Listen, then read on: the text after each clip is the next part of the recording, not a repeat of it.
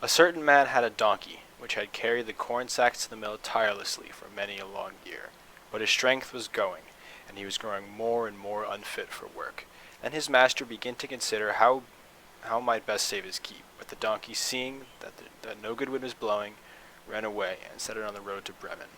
There, he thought, I can surely be the town musician. When he had walked some distance, he found a hound lying in the road, gasping like one who had run till he was tired. What are you gasping so for, you big fellow? Asked the donkey. Ah, replied the hound, as I am old and daily grow weaker and no longer can hunt, my master wanted to kill me, so I took to flight. But now how am I to earn my bread? Tell you what, said the donkey, I'm going to Bremen, and shall be the town musician there. Go with me and engage yourself also as a musician. I will play the lute, and you shall beat the kettle drum. The hound agreed, and on they went.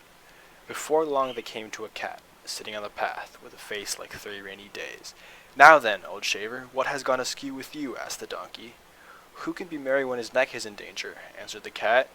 Because I am now getting old, and my teeth are worn to stumps, and I prefer to sit by the fire and spin, rather than hunt about after mice. My mistress wanted to drown me, so I ran away. But now good advice is scarce. Where am I to go? Go with us to Bremen. You understand night music. You can be a town musician. The cat thought well of it, and went with them. After this, the 3 fugitives came to a farmyard, where the cock was sitting upon the gate, crowing with all his might. Your crow grows through and through one, said the donkey. What is the matter? I have been foretelling fine weather, because it is the day on which Our Lady washes the Christ child's little shirts, and intends to dry them, said the cock. But the guests are coming for Saturday, so the housewife has no pity, and has told the cock that she intends to eat me in the soup tomorrow. And this evening I am to have my head cut off. Now I am at crowing at full pitch while I can. Ah, but Redcomb, said the donkey, you had better come with us. We are going to Bremen. You can find something better than death everywhere. You have a good voice, and if we make music together, it must have some quality. The cock agreed to this plan, and all 4 went on together. They could not, however, reach the city of Bremen in one day, and in the evening they came to a forest where they meant to pass the night. The donkey and the hound laid themselves down under a large tree. The cat and the cock settled themselves in the branches, but the cock flew right to the top, where he was the most safe. Before he went to sleep, he looked round on all 4 sides, and thought he saw in the distance a little spark burning, so he called out to his companions that there must be a house not far off, for he saw a light. The donkey said, If so, we had better get up and go on, for the shelter here is bad. The hound thought that a few bones with some meat on it would do him good too. So they made their way to the place where the light was, and soon saw it shine brighter and grow large, and came to a well-lighted robber's house. The donkey, as the biggest, went to the window and looked in. What do you see, my great horse? Asked the cock. What do I see? Answered the donkey. A little table covered with good things to eat and drink, and robbers sitting at it enjoying themselves. That would be the sort of thing for us, said the cock. Yes, yes, ah, how I wish we were there, said the donkey. The animals took counsel together how they should manage to drive away the robbers, and at last they thought of a plan. The donkey was to place himself with his 4 feet upon the window ledge, the hound was to jump on the donkey's neck, and the cat was to climb upon the dog, and lastly the cock was to fly up and perch upon the head of the cat. When this was done, at a given signal, they began to form the music together. The donkey brayed, the hound barked, the cat mewed, and the cock crowed.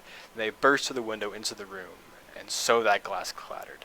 At this horrible din, the robbers sprang up, thinking no otherwise that a ghost had come in, and fled in great fright out into the forest. The 4 companions now sat down at the table, well content with what was left, and ate as if they were going to fast for a month. As soon as the 4 minstrels had done, they put out the light, and each sought for himself a sleeping place according to his nature and to what suited him. The donkey laid himself down upon the straw in the yard, the hound behind the door, the cat upon the hearth near the warm ashes, and the cock perched himself upon a beam of roof. Being tired from the long walk, they soon went to sleep. When it was past midnight, and the robbers saw from afar that the light was no longer burning in their house, and all appeared quiet, the captain said, We ought not to let ourselves be frightened out of our wits, and ordered one to go and examine the house. The messenger, finding all still, went into the kitchen to light a candle, and taking the glistening, fiery eyes of the cat for live coals, he held a lucifer match to them to light it. But the cat did not understand the joke, and flew in his face, spitting and scratching. He was dreadfully frightened, and ran to the back door, but the dog, who lay there, sprang up and bit his leg, and as he ran across the yard by the straw heap, the donkey gave him a smart kick with his hind foot. The cock, too, who had been awakened by the noise, and become lively, cried down from the beam, "Cock-a-doodle-doo!"